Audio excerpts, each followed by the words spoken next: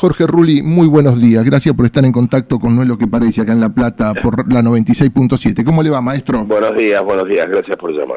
Bien, no, por favor, el gusto es nuestro, digo, y voy a decir así, digo, qué lindo, digo, el homenaje ese que le hizo Solana, digo, pero... Sí, y a nombre de la Comisión de Medio Ambiente, además. Claro, porque él es presidente de la Comisión de Medio Ambiente, sí, y usted en los últimos años ha entendido que parte de la, digo, que la lucha pasa por Sí, bueno, justamente nosotros llevamos una caja de libros, paren de fumigar, Pueblos Fumigados, que es de mi autoría, y se lo obsequiamos a la gente que estaba presente, ¿no?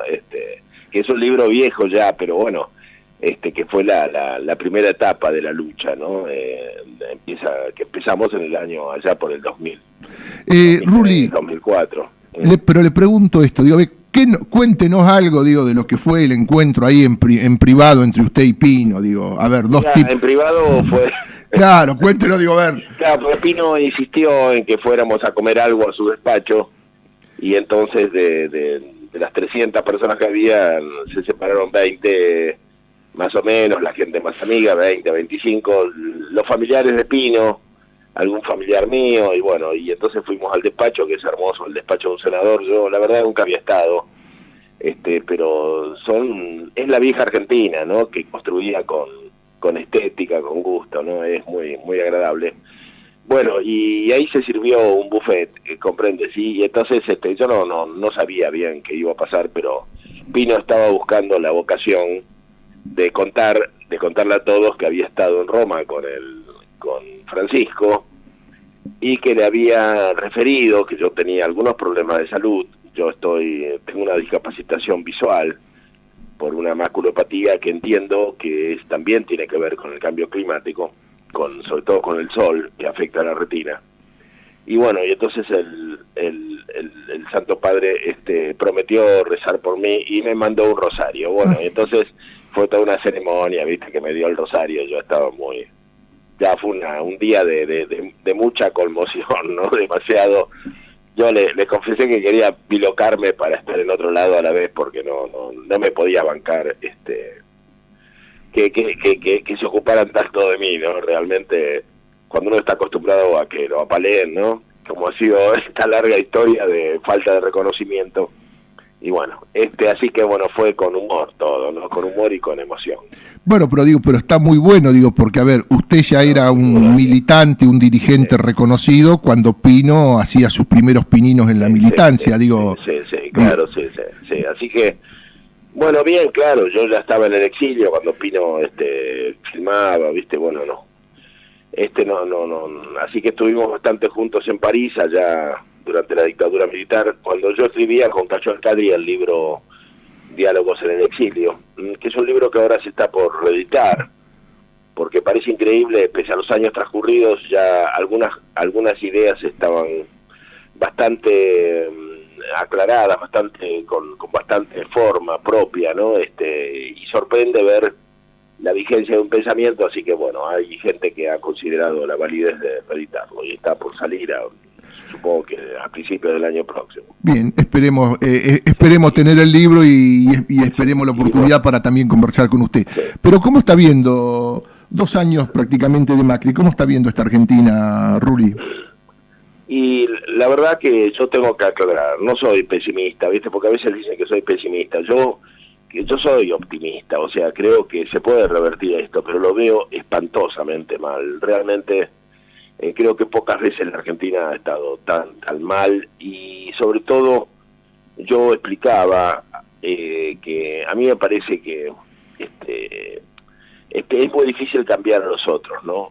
Se tiene que cambiar uno se tiene que cambiar, y cuando cambias vos y cuando pones mucha fuerza espiritual empezás a lograr cambios en el otro. Pero yo no soy afecto a criticar a Macri, porque sí, comprendes, desde ya que lo conozco desde siempre, pero entiendo que es la consecuencia de horrores, de fracasos, comprendes, y que a los peronistas les resulta fácil a veces gritar contra Macri más por un problema de amor propio herido que por otra causa, comprendes. Yo me parece mejor digamos, elaborar pensamiento político y decir cuál es la diferencia con el actual gobierno, pero a la vez creo que el peronismo ha olvidado demasiado lo que hizo Menem, y eso también lo hizo el peronismo, y no hay una capacidad de autocrítica. Lo que hizo el menemismo, yo dije, arriesgando algunas situaciones, porque he sido víctima de la dictadura militar, pero dije que lo que hizo el menemismo ha sido peor que la dictadura militar.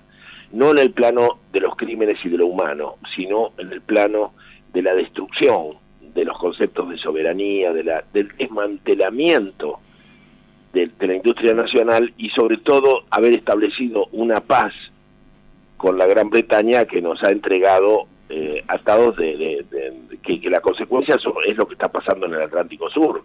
En realidad ya no es Inglaterra la que custodia el Atlántico Sur, sino es la OTAN, es la base de la OTAN de las Malvinas, y todo eso lo hizo Menem, y no decimos nada porque el peronismo estuvo implicado. Entonces a mí me parece que no podemos resucitar este cadáver insepulto del peronismo si no somos capaces de revisar aquellas cosas donde el pueblo votó además a Menem una y otra vez, ¿no? Entonces, como ahora lo está votando a Mauricio Macri, entonces me parece que tenemos que reflexionar qué nos está pasando a los argentinos, ¿no?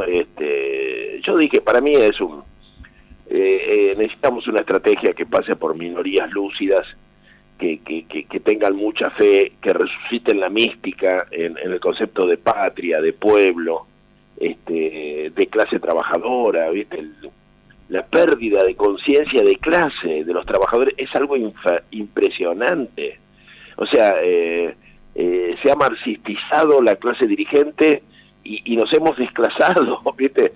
O sea, nos hemos desclasado porque el peronismo nunca creyó en la lucha de clase, pero había un sentimiento de clase tremendo. O sea, nadie hubiera aceptado un líder pequeño burgués, ¿no? Y ahora, en cambio, bueno, todos los movimientos sociales tienen líderes de la izquierda, líderes de la clase media alta, y van detrás y comen de la mano de las nuevas dirigencias. Yo realmente creo que hay que salir a la calle a pelear las verdades que siempre tuvimos, ¿no? Bueno, digo, se me escapó por el lado del peronismo. Digo, yo pensaba preguntárselo más adelante. Perdón, no, por favor, digo, volvamos a donde... No, continuemos por acá y después... Yo estoy muy conmovido por esto del submarino, como muchísima gente, pero a la vez me planteo, ¿viste? La Patagonia está despoblada, ¿comprendes? O sea, la flota que viene a ayudarnos tiene que surtirse de comida o de gasolina o de lo que fuere en la Falkland y no en Tierra del Fuego. ¿Por qué? ¿Por qué no pueden ir a Río Gallegos? ¿Y porque qué van a hacer? ¿Comprendes? O sea, ¿qué hemos hecho de nuestra Patagonia? ¿Qué hemos hecho de nuestro mar austral? A mí me parece que estos 44 mártires nos interpelan, ¿no? Es el momento de poner en claro un montón de cosas, ¿viste? Hemos tenido 12 años un gobierno de Santa Cruz que no llevó una familia, no llevó un colono. Es decir, hubo hace poco ahí en la parte de Tierra del Fuego chilena, abrieron un espacio para colonizar, para entregar tierras a gente que quisiera ir a vivir del lado chileno, y de los 300 que se anotaron, creo que 280 eran argentinos. ¿Cuánto hace que no hay un plan de colonización en este país? Y está lleno de chicos que vuelven al campo, que ocupan tierras por usucapión, o que compran cuando pueden, porque están desesperados por ir al Monte Cordobés, o ir a Río Negro, o ir yo mismo en Marcos Paz, cuando llegué hace 30 años, debía ser casi el único. Ahora se reúnen centenares de gente alternativa que crían peces en la piscina de la casa, hacen huerta, fabrican cremas naturales, licores naturales, y tienen ferias verdes, ¿viste? Y son todos jóvenes con niños que paren en la casa. Entonces, ¿comprendes? Y todo este mundillo joven, habría que darle alguna oportunidad. Y no, te dan el crédito UBA es para comprar un departamento. ¿Por qué no dan créditos UBA para que estos chicos puedan comprar un pedazo de tierra en el interior? Y incluso decir, bueno, con privilegio en la Patagonia, para repoblar la Patagonia de argentinos. No puede ser que ahora salga Jonas Walla y pretenda quedarse con la Patagonia, nadie lo conoce, ni las comunidades mapuche lo conocen. Pero bueno, estamos mal, estamos muy mal, y yo creo que hacer un diagnóstico adecuado de que estamos muy mal es la posibilidad de poder elaborar una estrategia para recuperar el concepto de soberanía argentina, volver a tener un proyecto nacional, volver a tener una mística. La Argentina siempre sintió como un deber hacia América Latina, éramos el país rector. Ahora nos tienen que venir a dar una mano porque no encontramos nuestro propio submarino, ¿viste? Es penoso, ¿no?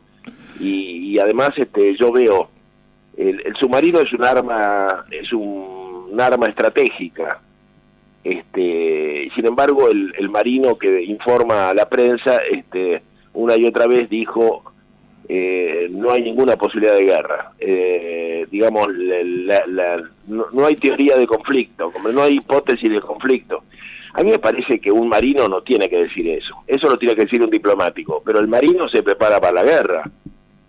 Sí, y esa tensión entre la diplomacia que dice no queremos guerra y el marino que se prepara para la guerra, es la tensión que nos permitiría llegar a un diálogo más fructífero con la Gran Bretaña, ¿comprendes? Porque lo que hay que hacer es intranquilizarlos, no asegurarles que no va a haber nunca más guerra, ¿comprendes? A mí me parece que tenemos que seguir discutiendo el tema Malvinas, pero si nos vamos a sentar diciendo ustedes sepan que nosotros nunca más vamos a atacarlo, bueno, estamos empezando mal. Es muy difícil que podamos obtener algo, ¿comprendes? Y las Malvinas tienen que ver con el despoblamiento de la Patagonia, con los turistas israelíes en la Patagonia, tienen que ver con este reclamo mapuche que es totalmente alocado, pero que está ahí, y bueno, a mí me parece que hay que encarar la cosa, y a mí me parece que, bueno, en estos días hemos tenido varios debates en Buenos Aires que son positivos en ese sentido, la gente escucha, la gente está decidida, está pensando que algo tienen que hacer, ¿no? Bien, antes de ir a Malvinas, que ahora me va a contar contarme en qué debate estuvo en la CGT, le pido primero qué opinión tiene del hecho en sí de la desaparición del ARA, del submarino argentino, ¿no? Del ARA San Juan. Bueno, lo primero, a mí estoy muy conmovido, yo pienso en esa gente, pero estoy muy conmovido, pero digamos, una cosa destacable es que había un solo fueguino en la tripulación, uno solo. Había 9 personas de Jujuy, había como 10 del litoral, de Corrientes, de Misiones. La chica submarinista era de Misiones, ¿te das cuenta? Ese es el país real. Tendría que haber, los 44, más de la mitad tendrían que haber sido de la Patagonia, pero en la Patagonia no vive gente, porque no hemos tenido una estrategia de poblamiento de la Patagonia, y todavía hay muchísimas tierras de la Gran Bretaña en la Patagonia, y si no son de Lewis, de Benetton o de quien fuere. Esto no puede ser, pero es inaceptable. Nosotros tenemos, Malvinas nos interpela, tenemos que poblar la Patagonia. Me parece a mí que esto yo sé que a lo mejor no se lo podemos pedir a Macri, no sé, uno nunca sabe, ¿no? Pero el reclamo popular tiene que estar más allá de que el gobierno nos guste o no nos guste. Y yo creo que también esto hay que hablarlo con la gente de Cambiemos, con todo el mundo, hay que ponerle la mano en el brazo al otro y decirle, hermano, esto es así, te guste o no te guste, nosotros somos el hazmerreír del mundo si no somos capaces de construir un proyecto nacional de repoblamiento del interior. Dejémonos de reivindicar el fondo histórico del conurbano, en el sentido, me parece bien el fondo histórico del conurbano, pero para que la gente se vaya, no para que sigan concentrándose en Moreno, Merlo y La Matanza, ¿comprendes? Sí, que haya dinero, sí, pero para que la gente pueda volver a sus provincias, tenemos que repoblar el territorio. Y bueno, y esto cuesta, y yo creo que hay que entenderlo. Hemos hablado con gente de Cambiemos y quedan con la boca abierta, como si nunca hubieran escuchado, como si sus abuelos no hubieran venido a colonias de agricultores, ¿entendés? Parece que se les borró la memoria, pero hablamos con la izquierda, y la izquierda nos habla del derecho a vivir en la ciudad. ¿Cómo el derecho a vivir en la ciudad? El derecho a vivir en el campo. comprende, es como que aquí hay una confusión muy grande que termina en este estado colonial que tiene la Argentina, y en que la OTAN está en Malvinas controlando el mar que es nuestro. Esta es la verdad, y tenemos el mar lleno de pesqueros chinos, y tenemos un submarino que está controlando el mar argentino, que ni siquiera llevaba carga explosiva, porque ahora sabemos que si hubo una explosión no fue de los explosivos que llevaba, porque no llevaba explosivos. Entonces esa explosión no se sabe qué ha pasado, pero o fueron las baterías estas enormes que lleva el submarino, que hubo algún tipo de combinación con el agua salada, alguna cosa con sus ácidos, o fue atacado. Evidentemente no hay otra explicación de dónde puede haber provenido una explosión en el submarino, o de un ataque o de un accidente. No lo podemos saber. Yo creo que vamos a llegar a averiguarlo, porque tarde o temprano se lo va a encontrar, y habrá algún modo de averiguar qué pasó. Pero a mí me parece que es una tragedia horrenda, que nos obliga a interpelarnos como argentinos, más allá del gobierno que tengamos, con el gobierno que tengamos, con los diputados, con los senadores. Tenemos que preguntarnos qué nos está pasando como argentinos, ¿no? Ruli, cuéntenos un poco, estuvo invitado en la CGT en el lanzamiento, claro, ahí del Instituto de Investigaciones sobre las Islas Malvinas. Sí, claro, mirá, ahí hay un grupo de pensamiento.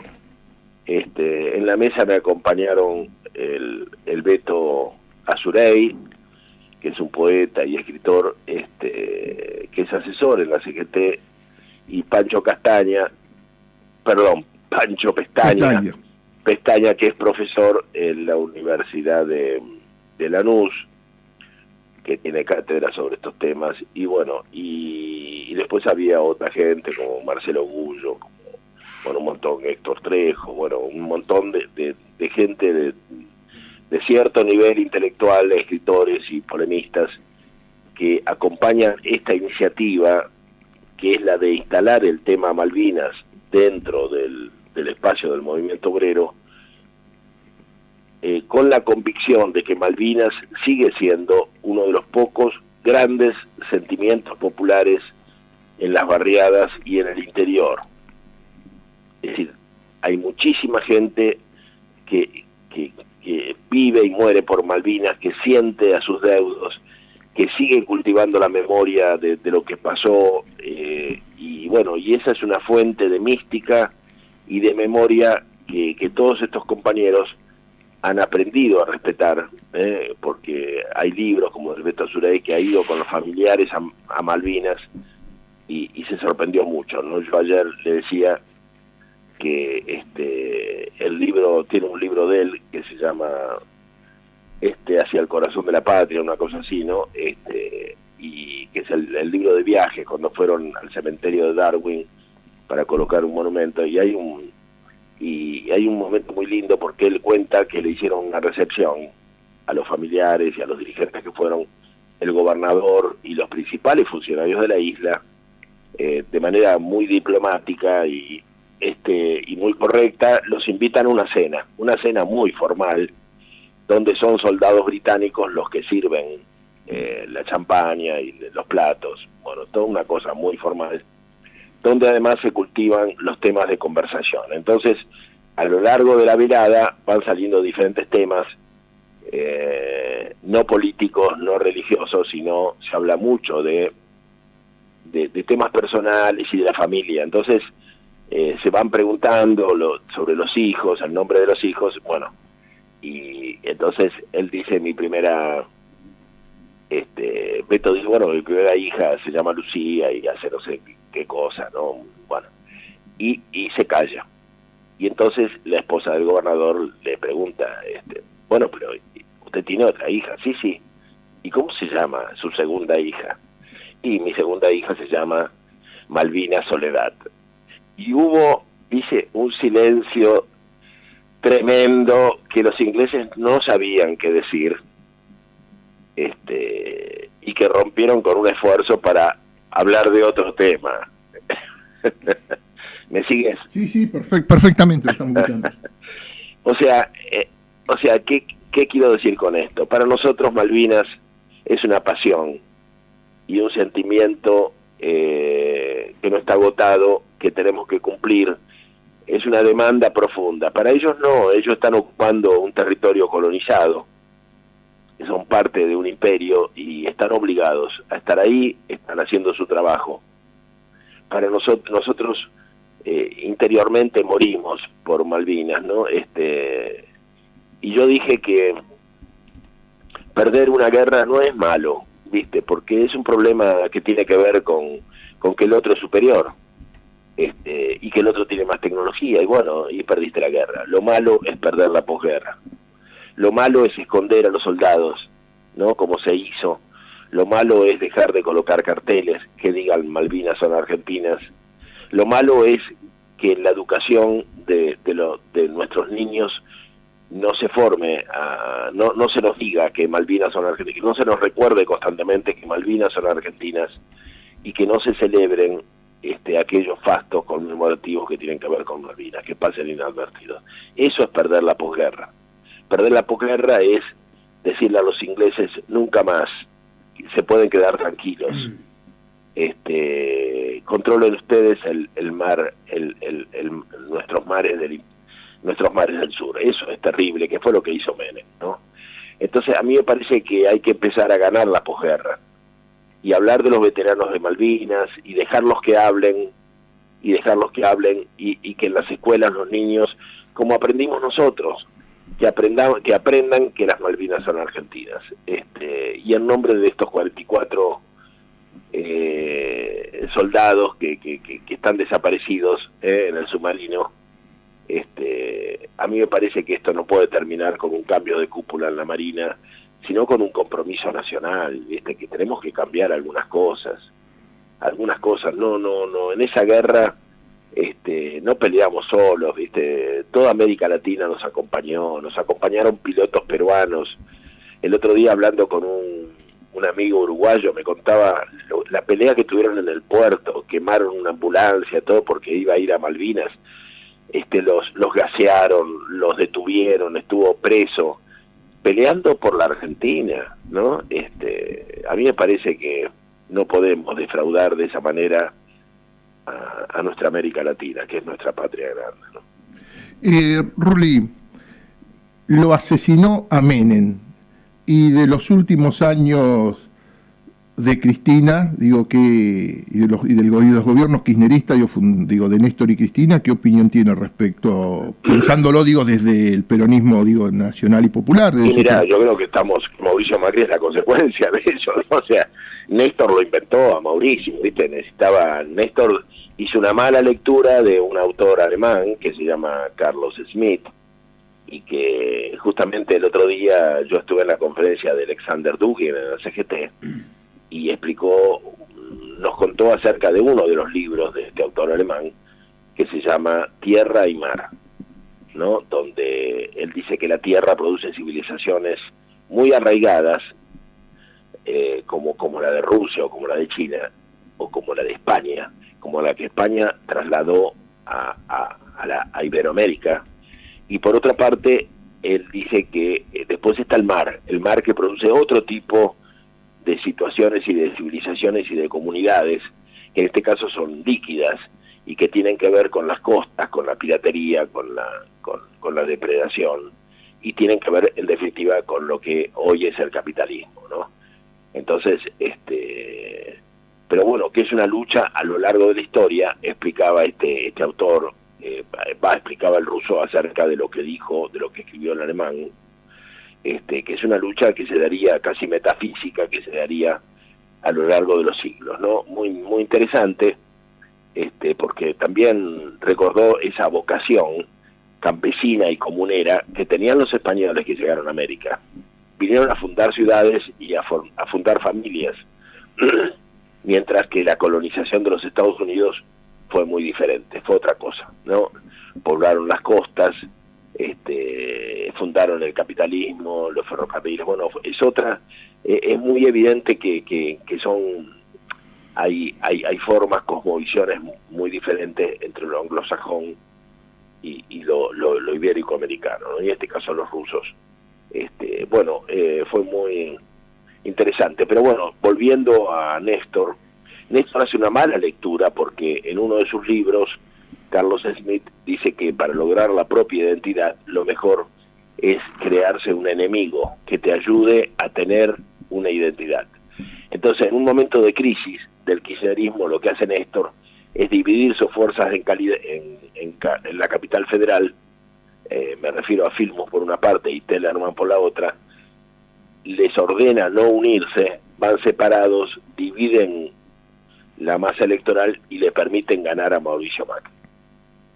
O sea, pero eso lo hizo a propósito, porque necesitaba un contendiente que él consideraba mediocre o tonto.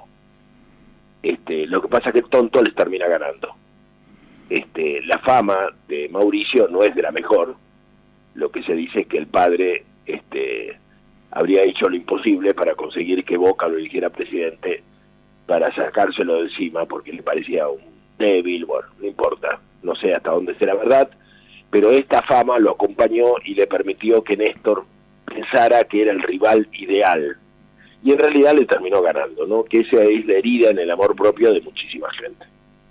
Yo creo que entonces es la consecuencia a Mauricio Macri, porque no es el único en América Latina. Yo estuve días pasados en Santiago de Chile en la campaña de Piñeira, que ha ganado, y es un Macri chileno, y Temer es un Macri brasileño. O sea que a mí me parece que el proceso de los progresismos en América Latina, del cual el kirchnerismo fue nada más que una parte, el proceso de los progresismos está terminando y empieza una nueva etapa, donde los progresismos le dan lugar a líderes empresariales. La gente se hartó del relato, de los simulacros, de la publicidad, de toda esta cosa del marxismo gramsciano, de que ahora la lucha de clases la dan el que tiene el poder de los medios. Hola. Sí, lo estamos escuchando bárbaro. Claro, que se da a través del poder de los medios, de que hay que discutir el contenido de los conceptos, toda esta historia que contaba Horacio González. Hay como un hartazgo. Entonces la gente dice, bueno, que venga un empresario que haga gestión, ¿no? Y ahí estamos. Yo creo que esto se va a agotar, como tantas otras cosas, ¿no? Y en ese sentido creo que habría que, en todo caso, que la gente, que tomemos conciencia. Por eso me parece muy importante que los sindicatos, que la clase trabajadora tome conciencia y se interpele. ¿Queremos tener un gobierno popular o no? ¿Vamos a seguir imitando a la élite o vamos a tener cultura popular? ¿Viste? Porque antes en los barrios te molestaban con la cumbia, ahora te molestan con la música electrónica, ¿viste? No, es decir, la cultura popular está destruida, ¿no? Y yo lo veo en Buenos Aires. La Reta ha hecho de la estación Miserere, la estación de Once, ha hecho un shopping, y la gente lo vota a la Reta, ¿viste? Y es un shopping donde no hay donde sentarse, donde no hay para tomar agua. Pero ¿a quién le importa, no? Si la gente quiere shopping. Bueno, mientras queramos shopping no podemos cambiar estas cosas, ¿no? Entonces, me parece que hay que reivindicar las necesidades populares, ¿viste? ¿Qué queremos? Queremos vivir de otra manera, queremos ferias, queremos barrio, queremos comunidad barrial, que en las estaciones haya un bebedero de agua para los pobres, que haya donde sentarse para los ancianos, y los shopping no tienen nada de eso, ¿no? Por lo que me cuenta, se lo ve por lo menos cercano a la CGT en cuanto, a participar de eventos que hace la CGT. Le pregunto, ¿cómo está viendo esta CGT de este triunviro? Que voy a dar mi opinión. A veces uno la ve dudando en cuanto a la defensa de los obreros y de los jubilados, ¿no? Sí, para serte franco, la veo muy, muy mal. Lo cual no obsta que yo esté dispuesto a acercarme para poner el hombro, ¿comprendes? Pero la veo muy mal. ¿Con alguno de los triunviros habla, Rulli? ¿Cómo? Si habla con los tres, con alguno de los tres. No, la verdad que no.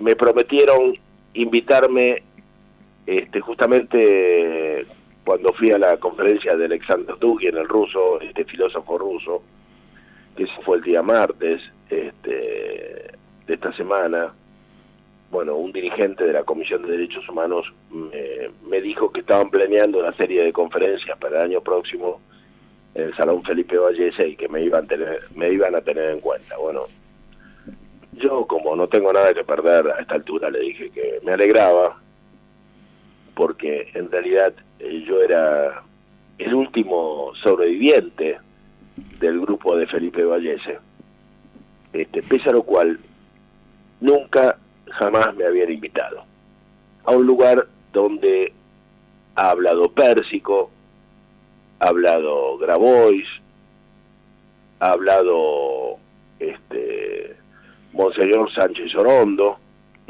que antes de que Francisco lo ponga a reclutar jugadores de fútbol o camisetas de clubes, hacía lobby para Monsanto en el Vaticano, y jamás me han invitado. Bueno, se quedó muy cortado, pero bueno, me dijo que igual me va a insistir. La verdad que a esta altura, si me invitan o no me invitan, ya me importa poco, porque en realidad es una pena, ¿viste? Yo creo que no hay fábricas de más de 500 obreros. Nos han destruido la columna vertebral, han desindustrializado a este país, ¿comprendes? Quedan pymes nada más. Y es difícil formar una conciencia de clase obrera en una pyme. La CGT hoy no expresa lo que expresaba, es un edificio vacío, es un edificio donde, excepto que haya reuniones, no va nadie, ¿comprendes? Es muy triste lo que ha pasado desde el menemismo para aquí. Nos hemos quedado sin la clase obrera organizada que tuvimos alguna vez. Y además nos hemos quedado sin pueblo, porque al pueblo lo han dejado sin cultura popular. Y bueno, y excepto algún compositor rebelde como Iorio o Villalobos, o el Rally Barrio Nuevo, ya no tenés ni siquiera payadores en este país que levanten la voz, que protesten contra el glifosato o lo que fuere, o contra la fumigación. Es difícil encontrar la rebeldía que los argentinos tuvimos en una época.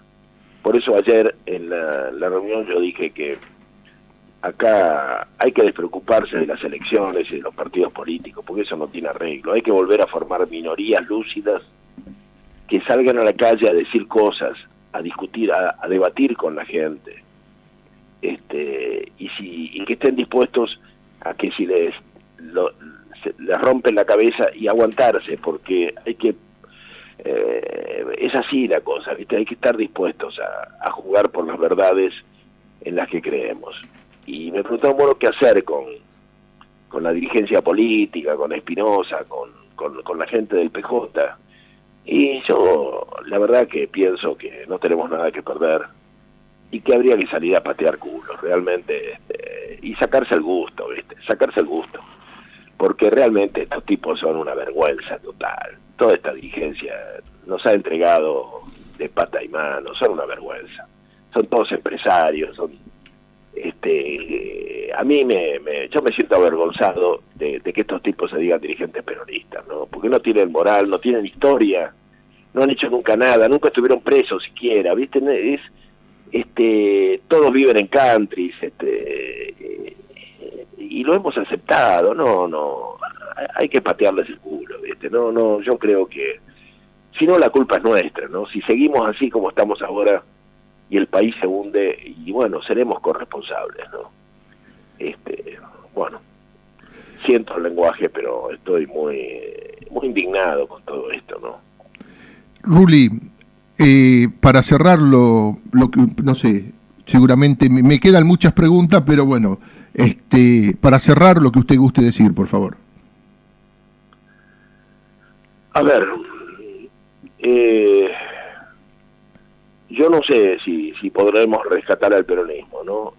Dado su grado de agonía y hasta de putrefacción, pero yo sé que las memorias del peronismo no son propias solamente del peronismo. Digamos, las memorias de lucha. Por eso yo le cuento a los chicos cómo hicimos la resistencia peronista, cómo hicimos Corrientes de Esmeralda, donde éramos mocosos de 16 años, pero nos encontramos con gente de 40, como es la vida es así, ¿no? Uno más que con el padre se relaciona con el abuelo, y el abuelo te cuenta cosas que le contó su abuelo, y así se arman las memorias populares, ¿no? Donde vos das un salto en 100, 150 años, más allá de la generación que te precede, ¿no? La gente que luchó en el 43, 44, 45 contra la declaración de la neutralidad argentina, y más contra la declaración de guerra al eje que después vino, eran los tipos mayores que nosotros nos encontramos en la calle en aquellos años 55, 56, que nos contaban las cosas que ellos habían hecho. Y realmente eso a nosotros nos iluminaba y nos daba un ardor combativo, y nos daba una certeza, ¿no? de que más allá de lo que nos pasara a nosotros, estábamos en una corriente nacional que iba a vencer de un modo o de otro, ¿no?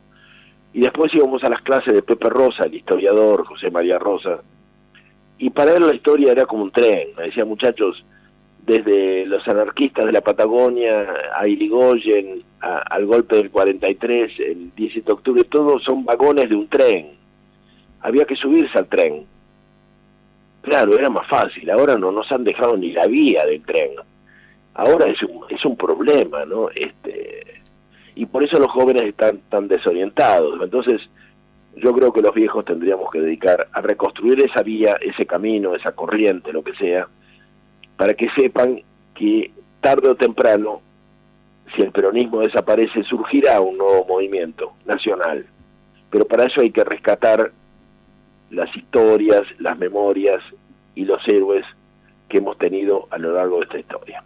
Y no aquellos, los traidores, que nos han conducido por caminos equivocados, que convirtieron, primero nos prometían el socialismo y después lo que hicieron fue el asistencialismo, ¿no?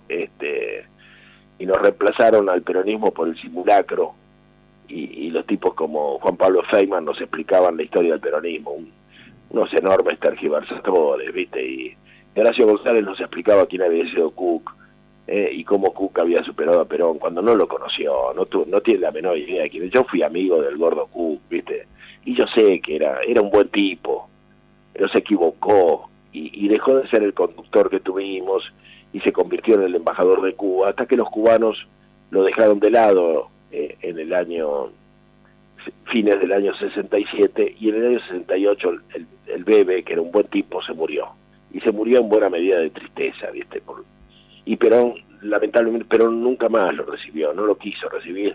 Y fue una historia muy triste. Y ahora yo me encuentro con dirigentes que han ganado en las elecciones y me dicen, mira, Ruli, yo te confieso que en realidad yo gané como peronista, pero no soy peronista. Yo soy cuquista.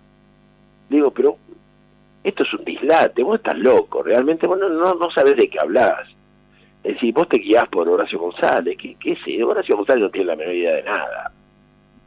O Feynman, o lo que fuere, ¿no? Son todos estos tipos que han hablado, que han tenido la televisión pública, la radio y la Biblioteca Nacional a lo largo de 12 años para llenarle la cabeza a los argentinos de tonterías, de mentiras, y bueno, y salir de esto es difícil, ¿viste? Vos sabés cómo me echaron a mí de Radio Nacional, me llamaron por teléfono y me dijeron, tu programa fue el último programa, el cuerpo de seguridad de la radio tiene la orden de no dejarte entrar, así que no vuelvas nunca más.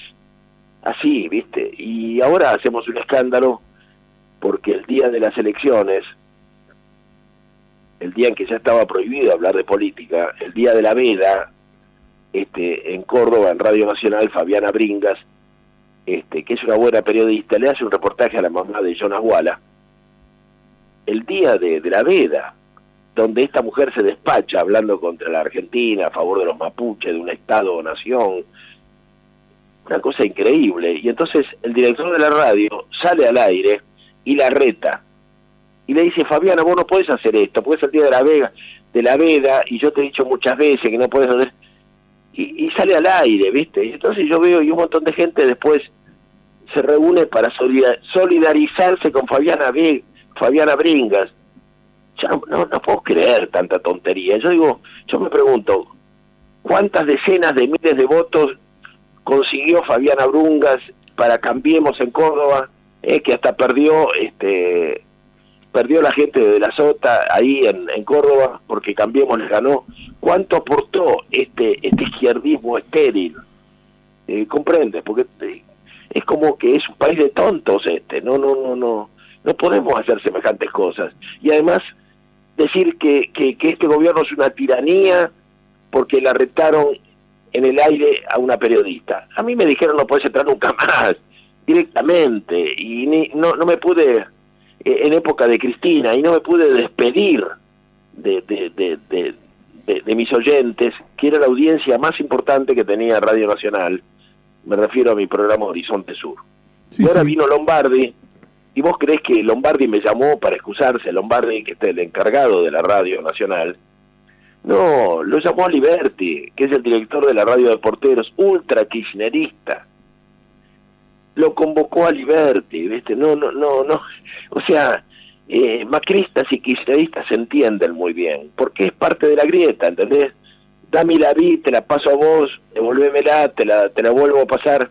Y bueno, esto es Piñeira Bachelet, ¿viste? Y bueno, y estamos ahí, y los que no estamos en la grieta, y nos cuesta encontrar un espacio para decir las cosas que tenemos que decir, cosas que tenemos que decir, cosas que tenemos que decir, cosas que tenemos que decir, cosas que tenemos que decir, cosas que tenemos que decir, cosas que tenemos que decir.